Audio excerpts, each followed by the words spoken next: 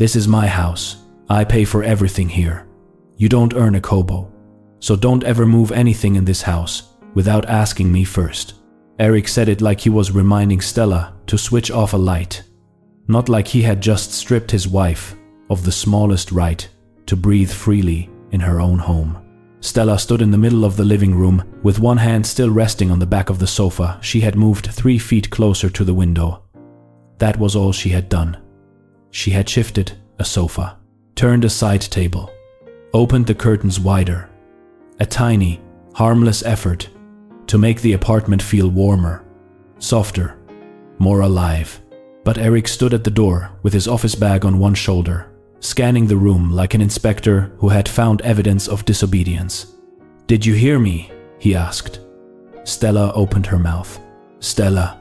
He said her name like a warning, like a knife laid gently on a table. She closed her mouth. He walked past her, dropped his bag, and called out from the kitchen, "What did you cook?" Same calm voice, same flat tone. Like he had not just told her she had no right to touch the furniture in the house she cleaned, cooked in, and slept in every day. Stella stood there alone for a long moment, staring at the sofa. She almost pushed it back. That was the worst part. She almost erased herself just to avoid his irritation. But then she stopped. She left it where it was. That tiny act became the first honest thing she had done for herself in years. Her name was Stella Adami, and there had been a time when nobody had to remind her she existed. She grew up in Ibadan, in a noisy compound where 5 children learned early that if you wanted anything in life, you had to fight for it, stretch for it, work for it. Her mother sold akara before sunrise. Her father drove a Danfo bus that broke down so often, the family joked it needed prayer more than fuel. Stella was not raised soft. She was raised practical. She had worked, saved, supported siblings, and carried herself with the pride of a woman who knew what struggle looked like and refused to be broken by it. So when Eric came into her life at 24, calm and stable and gentle, he felt like relief sent from heaven. He paid her rent when her landlord threatened embarrassment. He drove her to the hospital when she had typhoid and sat with her for hours. He remembered what kind of tea she liked and how she hated loud music late at night. He made her feel seen. And when he said after marriage, "You don't need to work anymore, Stella. I can take care of us. Rest," she believed that was love. She believed she was finally safe. For the first few years, it almost felt true. She cooked, decorated, took care of the apartment, visited church women, rested in a life that no longer required constant hustling. She kept telling herself she would return to work later, start something later, become productive again later. But comfort can become quicksand when you step into it tired. Later kept moving further away. Slowly, without ever making a formal decision, Stella stopped being a woman with her own life and became a woman who revolved around Eric's.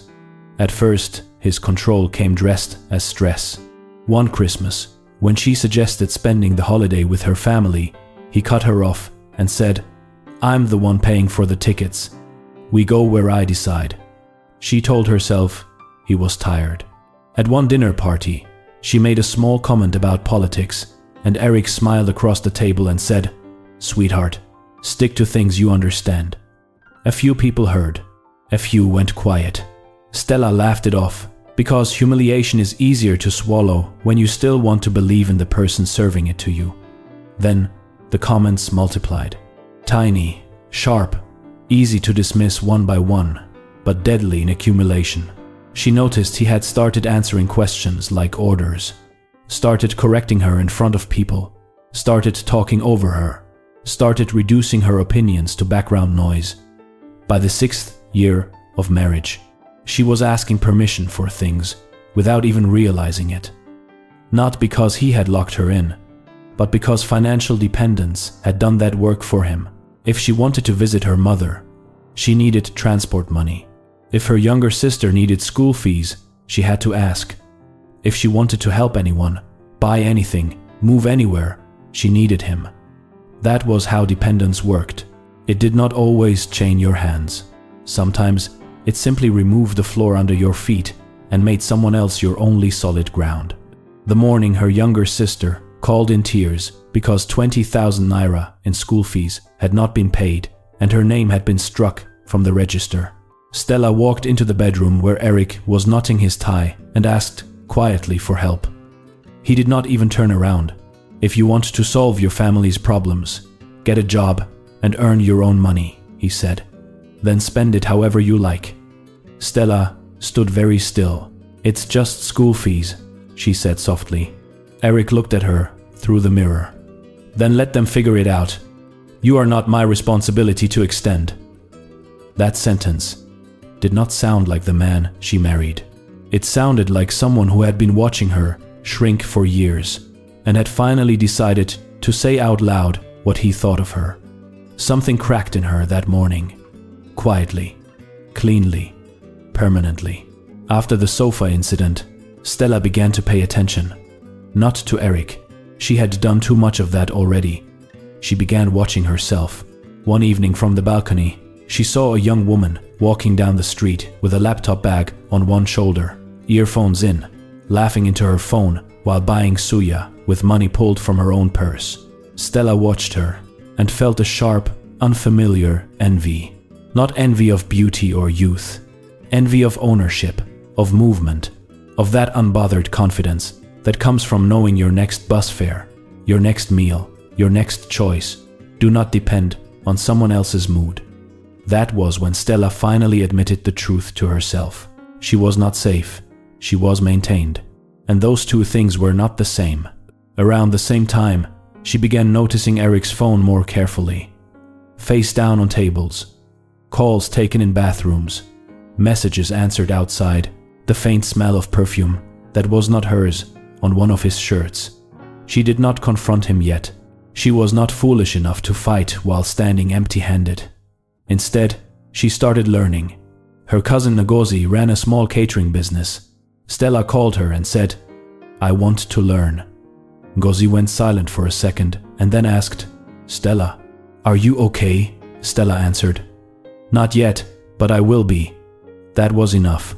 On Saturdays she followed Ngozi to events, carrying trays, chopping vegetables, watching negotiations, listening to client complaints, learning pricing, timing, movement, money.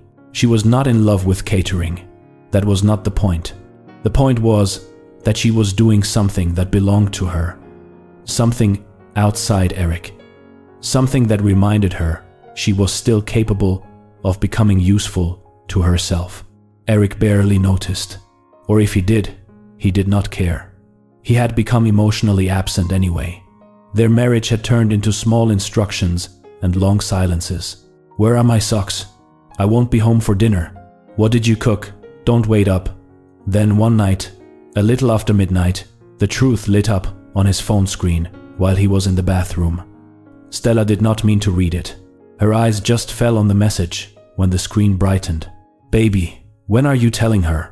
I'm tired of hiding." Stella stared at that sentence for what felt like an hour. Then she turned the phone face down and lay back under the slow rotation of the ceiling fan. She did not cry. She did not confront him that night. She only thought, "So this is where we are."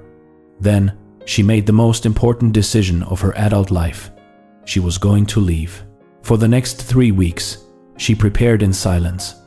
She spoke to Ngozi about a place to stay if necessary. She called her old university friend Amaka, now a lawyer, and asked careful questions about separation and legal rights. She started saving tiny amounts from grocery money. It felt dishonest and necessary at the same time. She found her degree in a drawer and held it in both hands, like a photograph of someone she used to know. When she finally confronted Eric, he did not deny the affair. He only leaned back and said, tired and irritated, "Her name is Priscilla. It's been 8 months. 8 months." Stella let the number sink into her. 8 months, while she cooked his food, arranged his house, and kept shrinking to make him comfortable. "I want a separation," she said. Eric stared at her for 1 second, and then he smiled. It was not a guilty smile. It was the smile of a man who thought he still held all the cards. "Where will you go?" he asked. Stella said nothing. He went on, voice calm, almost amused. "You don't have a job. You don't have savings. You haven't worked in 6 years. Your family can't carry you. What exactly is your plan?" Stella swallowed. "That's not your concern." Eric laughed softly. "You'll be back in 2 weeks," he said. "I know you. You're not built for struggle. You came to me because I gave you comfort. Without me, you have nothing. Nothing." He said it like a fact, like weather, like gravity. Stella let the word burn through her. Then she stood up and said, "I'll be gone by Monday." He did not believe her. That was his mistake. She left on Sunday. The first month after leaving was ugly and holy at the same time.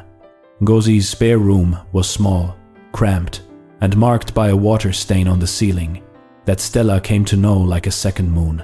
She lay under that stain many nights, having long, brutal conversations with Fear. Fear said, "Go back. He was right. You cannot do this." Stella whispered back, "Watch me." The money she had secretly saved vanished fast. Her mother offered help from Akara sales, and the offer nearly broke Stella because she knew the cost of every small note her mother earned. She refused it. Instead, she worked hard. She washed, chopped, served, carried equipment, smiled at clients, and learned to turn effort into money again. Some days she came home sore and humiliated, carrying rice cookers at 32 and pretending not to hear the voice in her head asking how she had fallen this far. But whenever shame rose too high, she remembered Eric's face when he said, Ngozi came with her car. Stella packed clothes, documents, her degree, her mother's photograph, a small jewelry box, and every remaining piece of herself she could still recognize. Eric came out of the bathroom in a towel and stopped when he saw the bags by the door. For the first time in years, he looked uncertain. Stella did not explain. She did not beg. She did not perform pain for him. "Look after yourself," she said, and walked out. "Without me, you have nothing." That sentence became fuel. Slowly, life answered effort. Stella grew faster with the catering work, more useful, more confident, better at speaking with clients. Ngozi began paying her properly and later offered her a commission for every new client she brought in. Stella brought in 4 in her first month under the new arrangement. Then she started the event decor business she had been researching quietly. Balloons, centerpieces, personalized details, clean design for birthdays and corporate functions. Nobody could ever tell her again that she needed permission to move furniture in a house where she also slept. She held her first proper envelope of self-earned money for a long time before counting it. It was not just income.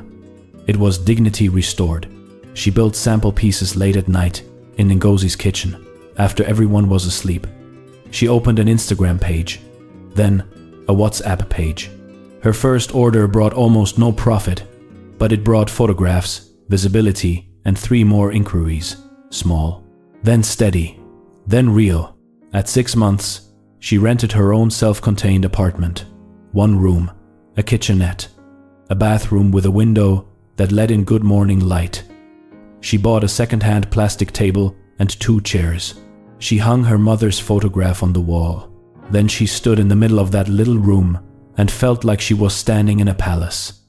Every inch of it was hers. Every bill, every spoon, every key. By the end of the year, the decor business had grown enough for her to hire 2 girls. She had savings, real savings. Then she bought a used Honda. Nothing flashy, nothing dramatic, just a working car bought with her own money. She drove it off the lot, made it a few minutes down the road, and had to pull over because she was crying too hard to see. It was not sadness. It was something deeper. The body does not always know how to hold healing when it arrives all at once. People started talking. Mutual friends, church, women.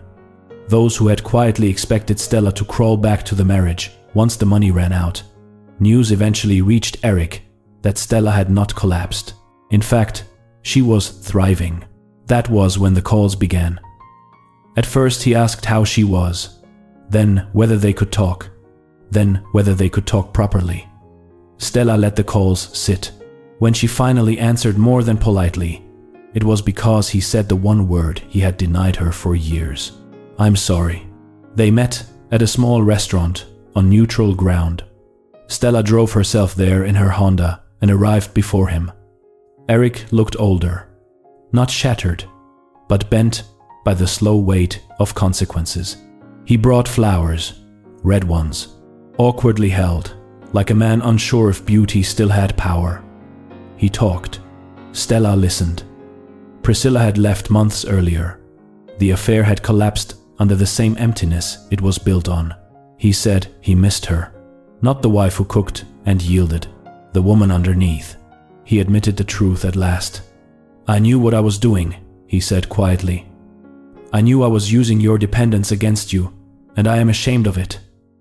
Stella believed him. That was the strange, almost tender part. She believed he was sorry, but sorry was no longer enough. She looked at him across the table and thought about the ceiling stain in Ngozi's room, the first envelope of money, the apartment key, the steering wheel she cried over after buying her own car. Then she said, very calmly, "Eric, I believe you are sorry. I genuinely do. But sorry does not change what I built. It does not change who I am now. And who I am now does not fit back into what we were." He stared at her. She went on, "I spent years making myself smaller so I could fit inside your comfort. I lost myself so completely that I almost could not find my way back. I found my way back. I'm not risking that again." The flowers sat between them on the table, beautiful and useless. Eric looked like a man arriving at truth too late to negotiate with it. "Is there no way?" he asked quietly. Stella shook her head once. "There isn't." She picked up her bag and left the flowers on the table. When she stepped outside into the warm evening, she did not feel triumph.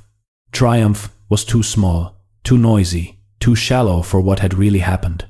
What she felt was wholeness. The quiet fullness of a woman who had gathered herself back piece by piece until nobody else's approval was needed to hold her together. She drove home with the windows down. Her apartment was waiting. Her business was growing. Her name sat on every account, every contract, every bill. She made herself tea, stood by the kitchen window, and watched evening settle over the city. She was not the woman in the living room anymore, swallowing pain because a man had told her she had no right to move a sofa in her own home. She was Stella Adami, and she had everything she needed. And by the time the man who once said she had nothing came back with flowers and regret, she had become too whole to return to the place where she had disappeared. The cruelest control is not always loud. Sometimes it comes in provision, in comfort, in the gentle voice that says, "Relax, I'll handle it." Until one day you realize your whole life is in someone else's hands. That is why Stella's story matters. Not because she was betrayed, not because she was underestimated, but because she woke up before it was too late. And when she woke up, she did not waste time proving her pain. She built, she worked, she learned, she earned, she left.